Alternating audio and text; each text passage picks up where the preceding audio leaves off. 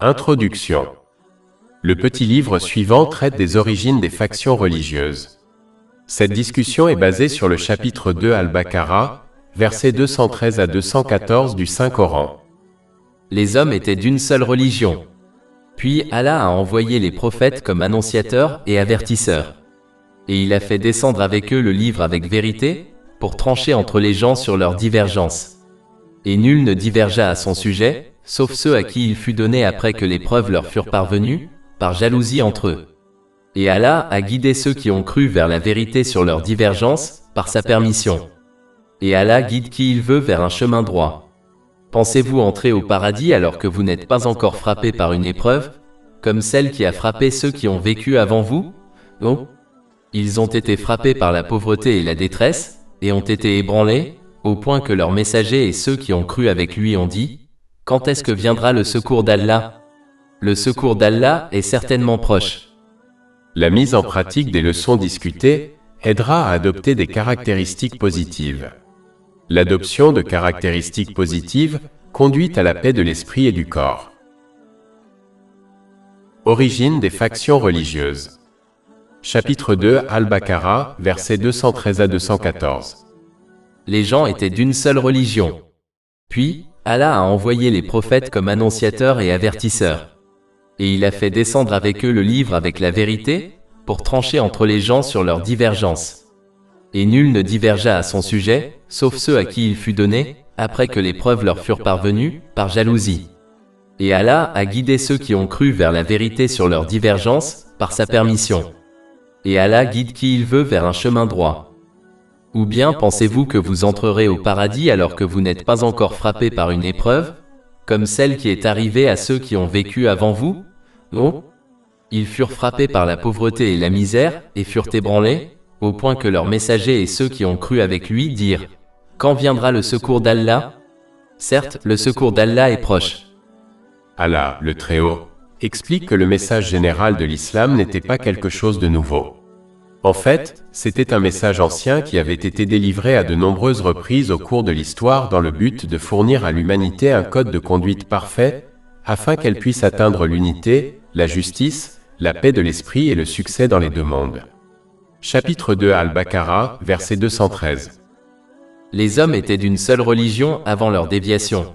Puis Allah a envoyé les prophètes comme annonciateurs et avertisseurs, et a fait descendre avec eux le livre véridique pour trancher entre les gens sur leurs divergences.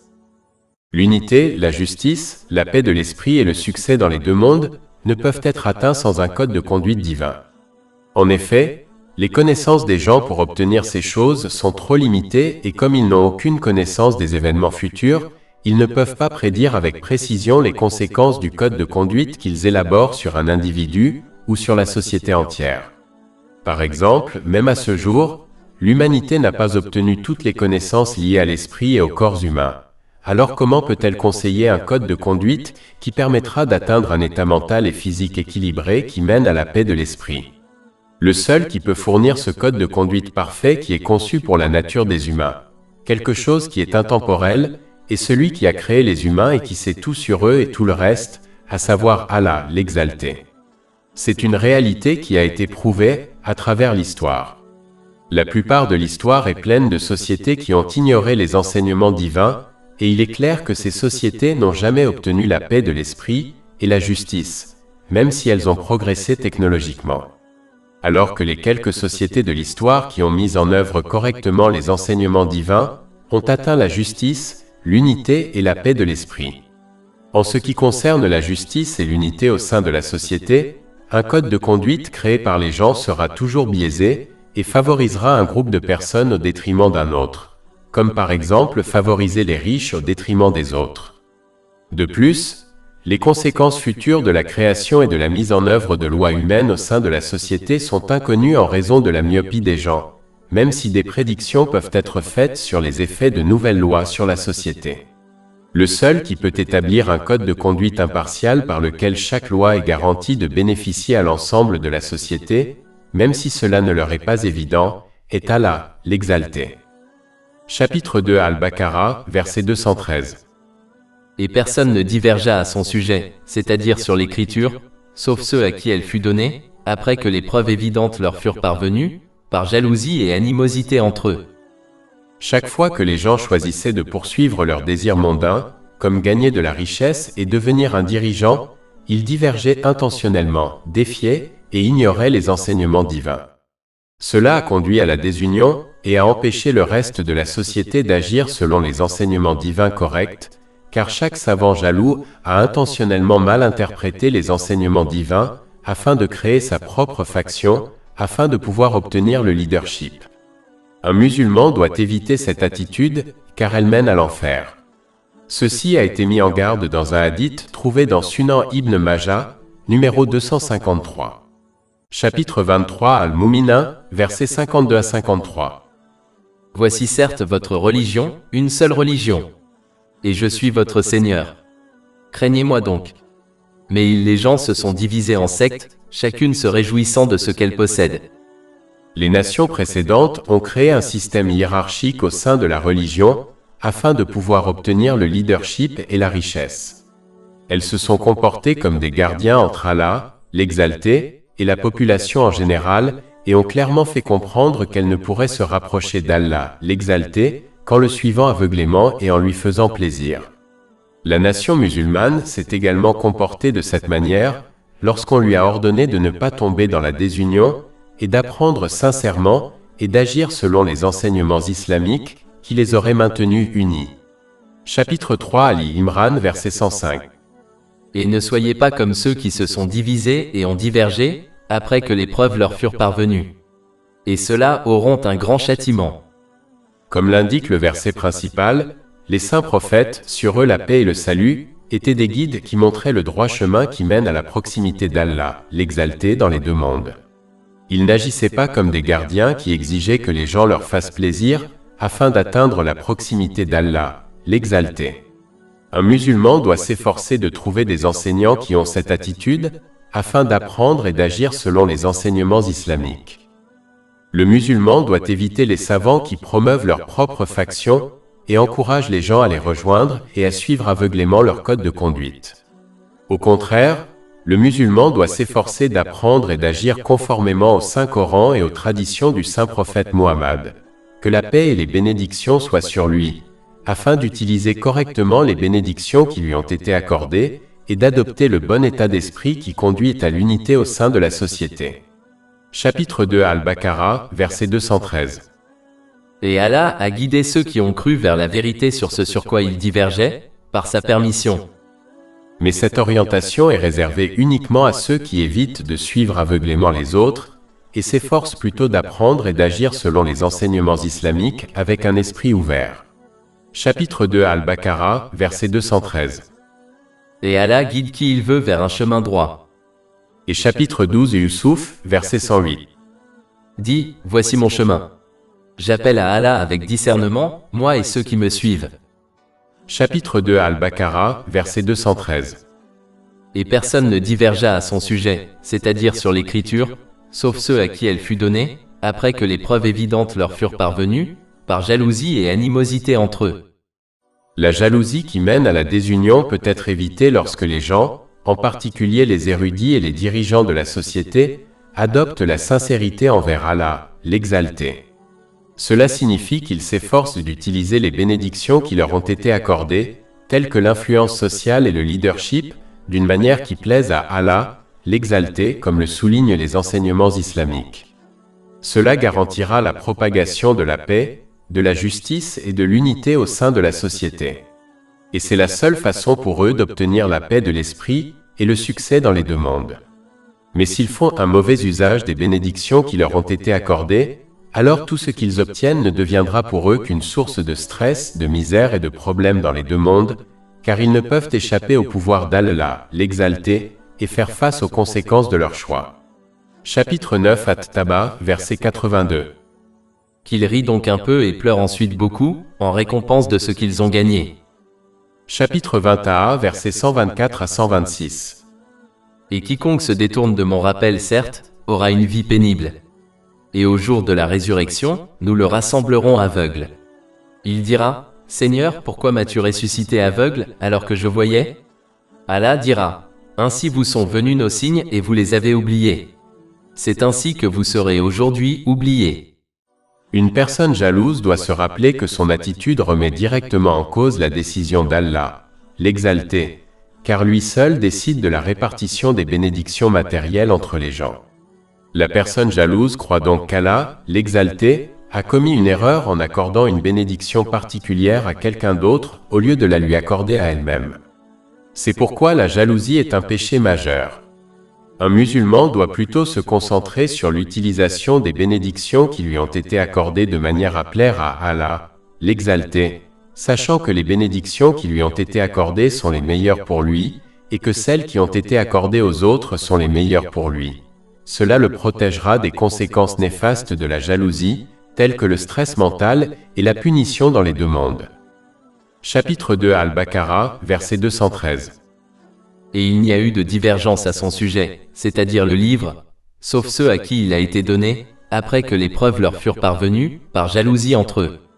Et Allah a guidé ceux qui ont cru vers la vérité sur ce sur quoi ils divergeaient, par sa permission. Et Allah guide qui il veut vers un chemin droit. Après que la vérité fut révélée à chaque génération par l'envoi des saints prophètes, sur eux la paix, et des écritures divines, les gens se divisèrent en deux groupes. Lorsque cela se produisit, les frictions et les conflits entre eux étaient inévitables. Allah, l'Exalté, encourage les musulmans à rester fermes pendant ce conflit, car il s'agit d'une ancienne bataille entre la foi et la mécréance qui se produit inévitablement à chaque génération. Chapitre 2 Al-Baqarah, verset 214. Ou bien pensez-vous que vous entrerez au paradis alors que vous n'avez pas encore été frappé par une épreuve comme celle qui a frappé ceux qui vous ont précédés? Contrairement à de nombreuses autres religions, l'islam ne prétend pas que ses adeptes obtiendront le paradis sur terre et dans l'au-delà. Au contraire, il précise que l'acceptation de la foi s'accompagne de tests, car ces tests sont le seul moyen de savoir qui possède véritablement la foi et qui n'en a pas. Tout comme les tests sont utilisés dans les universités pour déterminer quels étudiants possèdent réellement les connaissances nécessaires pour obtenir leur diplôme, et quels étudiants n'en ont pas. Même si Allah, l'Exalté, sait déjà qui est un véritable croyant, il ne juge pas les gens en fonction de son savoir infini, mais il les juge en fonction de leurs intentions et de leurs actions. Par conséquent, des tests sont nécessaires pour rendre manifestes les intentions et les actions d'une personne. Chapitre 3 Ali Imran, verset 179. Allah ne laissera pas les croyants dans l'état où vous vous trouvez, jusqu'à ce qu'ils séparent le mal du bien. Et chapitre 2 Al-Baqarah, verset 214.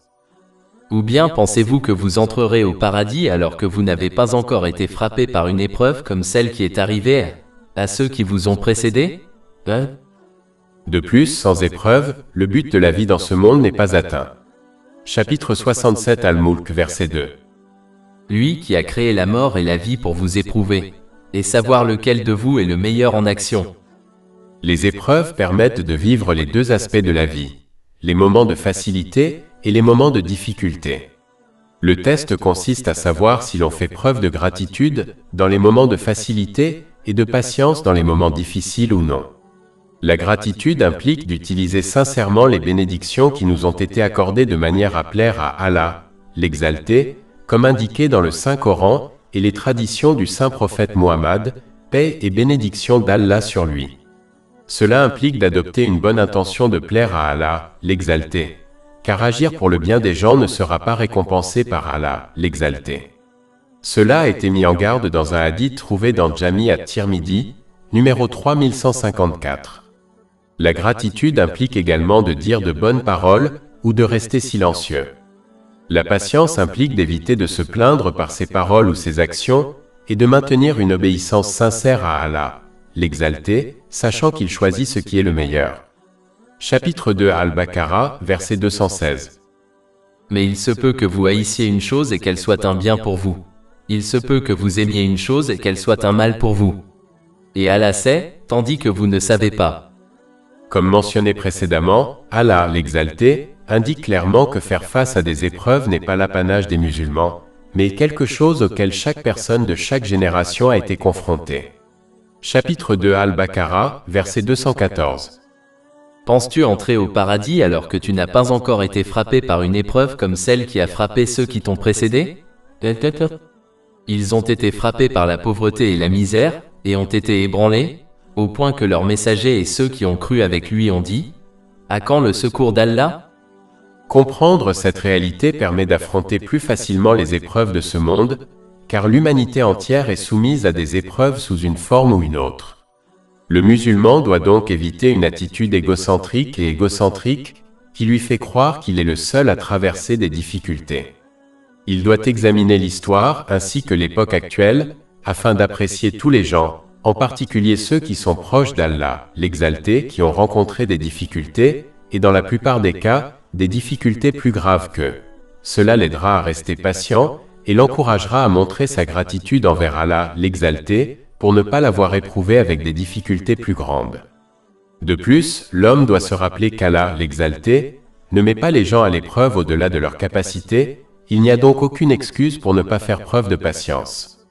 Chapitre 2 Al-Baqarah, verset 286. Allah ne charge une âme que selon ses capacités. Les épreuves de la vie sont inévitables et personne ne peut les éviter. Chapitre 57 Al-Hadid, versets 22 à 23. Aucun malheur ne frappe la terre ni vous-même, sans que nous ne le fassions apparaître. Cela est facile pour Allah. Afin que vous ne désespériez pas de ce qui vous a échappé, et que vous ne vous réjouissiez pas de ce qu'il vous a donné. Ainsi, une personne peut soit faire preuve d'impatience en période de difficulté et perdre une récompense incalculable, soit affronter la difficulté avec patience et obtenir une récompense incalculable. Dans les deux cas, elle fera face à une difficulté inévitable, il est donc logique d'obtenir une récompense incalculable avec elle. Chapitre 39 Az-Zumar, verset 10. Le patient recevra sa récompense sans compte, c'est-à-dire sans limite. En outre, Allah, l'Exalté, indique clairement à tous les gens que son aide et son soutien sont toujours proches, en particulier à ceux qui s'efforcent d'adopter la patience et la gratitude. Chapitre 2 Al-Baqarah, verset 214. Jusqu'à ce que leurs messagers et ceux qui ont cru avec lui disent : à quand le secours d'Allah ? Assurément, le secours d'Allah est proche. Il est important de noter que l'aide et le soutien d'Allah, l'Exalté, sont toujours conformes à sa sagesse et à son savoir infini. Par conséquent, son aide arrive au meilleur moment et de la meilleure façon pour ceux qui sont concernés, même si cela ne leur est pas évident. Cette aide divine, dans la plupart des cas, ne vient pas de la manière à laquelle une personne s'attend, car sa connaissance de ce qui est le mieux pour elle est extrêmement limitée. Chapitre 2 Al-Baqarah, verset 216. Mais il se peut que vous haïssiez une chose et qu'elle soit un bien pour vous. Il se peut que vous aimiez une chose et qu'elle soit un mal pour vous. Et Allah sait, tandis que vous ne savez pas. Malheureusement, de nombreux musulmans ne parviennent pas à comprendre cette réalité et critiquent souvent le destin et le manque de soutien d'Allah, l'Exalté, lorsque l'aide ne leur parvient pas selon leurs souhaits. Comprendre et accepter cette réalité est une épreuve en soi que les musulmans doivent passer s'ils désirent maintenir la patience et la gratitude envers Allah, l'Exalté, afin d'atteindre la paix de l'esprit et le succès dans les deux mondes. Chapitre 16 en Al, verset 97. Quiconque, homme ou femme, fait une bonne œuvre tout en étant croyant, nous lui ferons vivre une bonne vie, et nous lui donnerons certes sa récompense dans l'au-delà selon les meilleures de ses œuvres. Plus de 500 livres électroniques, livres audio, infographies, podcasts et blogs gratuits disponibles sur notre site web www.chekpod.com.